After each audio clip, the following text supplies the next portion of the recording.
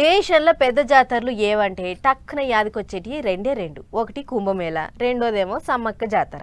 ఎట్లాగో కుంభమేళ ఓడిచిపోయింది కాబట్టి ఇక మిగిలింది సమ్మక్క జాతరే. ఈ నడుమనే మినీ మేడారం జాతర కూడా అయిపోయింది. కానీ ఇప్పుడే అసలు ముచ్చట చాలా అయింది. వచ్చే ఏడు మహా జాతర రాబోతుంది కాబట్టి ఇప్పటి నుంచే సర్కారోళ్ళు ఏర్పాట్ల ముచ్చట్ల మీద నజరు పెట్టిర్రు. మరి ఏం ఆలోచన చేస్తుర్రు ఒకసారి అరుసుకొనొద్దాం పార్రి.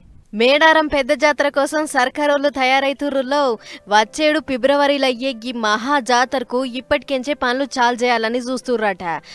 గా ముచ్చట మీద ములుగు జిల్లా కలెక్టర్ ఆఫీసులో సమీక్ష సమావేశం పెట్టింది మంత్రి సీతక్క.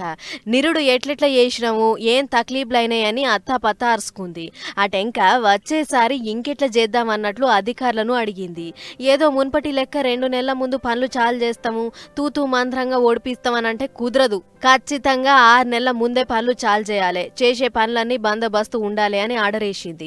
మొదలు గద్దెలు అందంగా తీర్చిదిద్దాలి, క్యూ లైన్లు ఎట్లున్నాయో చూసి, తాగే నీళ్లు, పాయఖానాల సౌలతులు, జాతర జరిగినన్ని దినాలు సాఫ్ సఫాయి మంచిగుండేటట్లు చూడమంది. నిరుడు ఏడేడ తక్లీఫ్లైనాయో గా ముచ్చట్లన్నీ 1-2 మాటల సీసీ ఫుటేజీని చెక్కింగ్ చేసుకోర్రి. ఈసారి అసొంటి తక్లీఫ్లు అస్సలు కావద్దని పూసగుచ్చింది. అంతేకాదు వచ్చేడు ఒక్క సమ్మక్క జాతరే కాదు, గోదావరి పుష్కరాలు కూడా వస్తున్నాయట. కాబట్టి జంపన్న వాగు కాడ 5 కోట్లు ఖర్చు పెట్టి పెద్దోళ్ళు ఆరాం చేసుకునేటట్లు ఇకమత్ చేయమని చెప్పిందట. అట్లని చేసినామన్నట్లు కాకుండా ఏది చేసినా పర్మనెంట్ గా ఉండేటట్లు చూడమంది.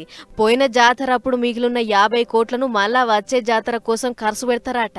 ఇటు సర్కార్ తరఫుకెంచి 145 కోట్లు రిలీజ్ చేస్తారట. అందుకే ఇప్పటి నుంచే చుట్టుపట్టు ఉండే రైతులకు అవగాహన కల్పియుర్రి. అన్ని శాఖల పెద్ద అధికారులు పనులు దగ్గరుండి చూసుకోర్రి. ఎప్పటికప్పుడు పనులు ఎందాకొచ్చినాయో ఎవరైనా ఇయ్యాలే అని ఆర్డర్ వేసింది.